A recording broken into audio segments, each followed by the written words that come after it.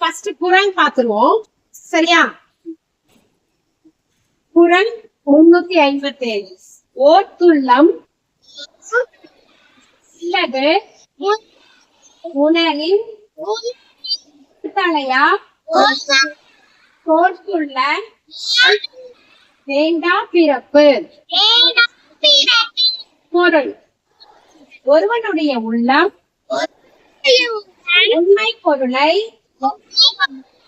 ஆராய்ந்து உறுதியாக உணர்ந்தான் அவனுக்கு மீண்டும் பிறவி உண்டு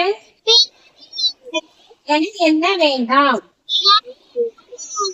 அதுக்கு ஒரு உண்மையான பொருளை ஆராய்ந்து நம்ம அதுல உறுதியா இருந்தோம் அப்படின்னா நமக்கு மறுபிறவிங்கிறதே கிடையாது. நமக்கு மறுபிறப்புங்கிறதே கிடையாது. இப்ப இந்த குறள் போற கதை பாக்கலாமா?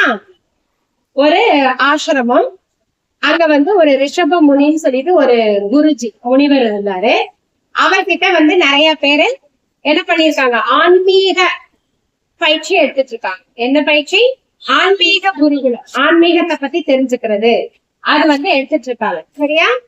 அப்போ அதுல ஒரு சித்தார்த்துன்னு ஒருத்தன், அவன் என்ன பண்ணான்னா போயிருந்தான். அப்பதான் அவன் திரும்பி வந்திருக்கான். வாசல்ல நிக்கிறான். ஆசிரமத்தோட வாசல்ல நிக்கிறான். அப்ப அவன் குருஜி கேக்குறாரு, நான் உனக்கு 1 மாசம் நீ லீவ் வேணும்னு கேட்ட. உங்க அப்பாவுக்கும் அம்மாவுக்கும் வயசானவங்க, நான் அவங்கள போய் பார்க்கணும், உடம்பு சரியில்லைன்னு சொன்னேன். அதான் நான் உனக்கு 1 மாசம் லீவு கொடுத்தேன். ஆனா நீ ரொம்ப நாள் லீவ் எடுத்துட்டு நீ வந்திருக்க. இது பொது பயிற்சி கிடையாது, ஆன்மீக சிந்தனை பயிற்சி வகுப்பு. இதுக்கு என்ன கரெக்டா இருக்கணும், சரியா இருந்தா மட்டும்தான் இந்த பயிற்சி உனக்கு பலன் கொடுக்கும். அதனால நீ அதிக காலங்கள் எடுத்துக்கிட்டனால நீ வீட்டுக்கு போ அப்படின்னு சொல்றாரு குருஜி. அப்போ சித்தார்த் காரணம் சொல்றதுக்கு வரா. குருஜி, நான் உங்ககிட்ட கொஞ்சம் பேசணுங்கும் போது, இல்ல நீ என்கிட்ட பேச வேண்டாம், நீ கிளம்பிக்கலாம்.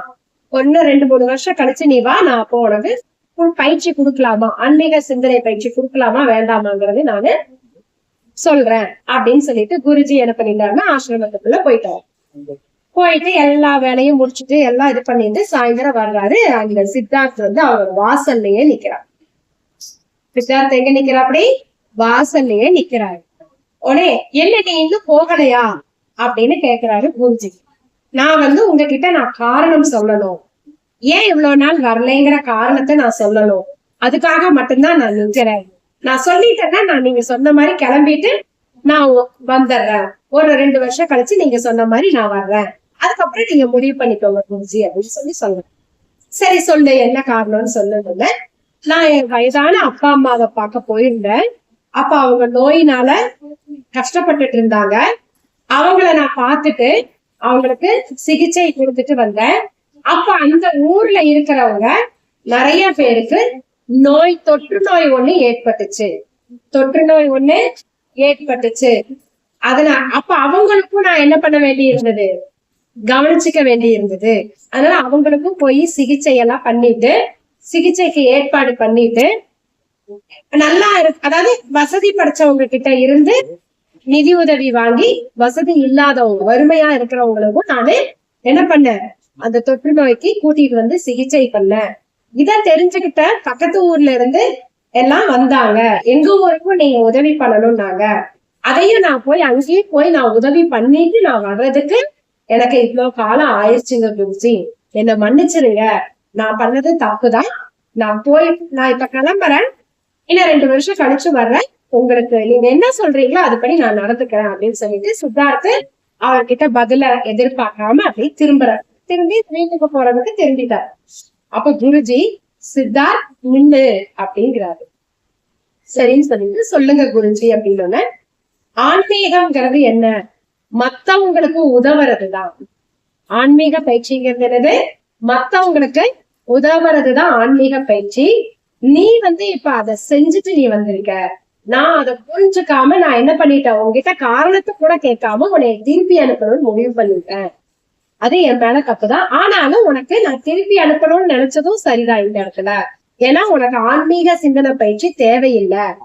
நீ அதைத்தான் இப்ப செஞ்சுட்டு வந்திருக்கிற. மெய்ஞானம் அப்படிங்கிறது என்னது? நம்ம மத்தவங்களுக்கு உதவுறது, மத்தவங்களுடைய கஷ்டத்துல பகிர்ந்து கொண்டு அவங்களுக்கு தேவையானதை செய்யறதுதான் ஆன்மீகம், மெய்ஞானம்ங்கிறது. அதனால நீ உனக்கு அந்த பயிற்சி தேவையில்லை. ஆனா நீ இந்த ஆசிரமத்துல நீ இருக்கலாம். நீ என் கூட சேர்ந்து என்ன பண்ணலாம்?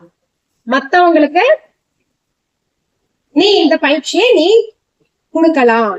இந்த மாதிரி எந்த பலனையும் எதிர்பாராம நீ ஒரு ஊருக்கே உதவி செஞ்சுட்டு வந்திருக்க. உனக்கு மறுபிறவிங்கிறதே கிடையாது. அப்ப நல்லது செஞ்சா மறுபிறப்புங்கிறதே இல்ல அப்படின்னுதான் இந்த திருக்குறள்ல சொல்லியிருக்காங்க. புரியுதா?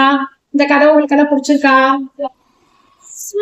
உங்க குறளோட அர்த்தம் இப்ப புரிஞ்சுக்கிட்டீங்களா? ஓகே, இப்ப பாடத்துல போங்க.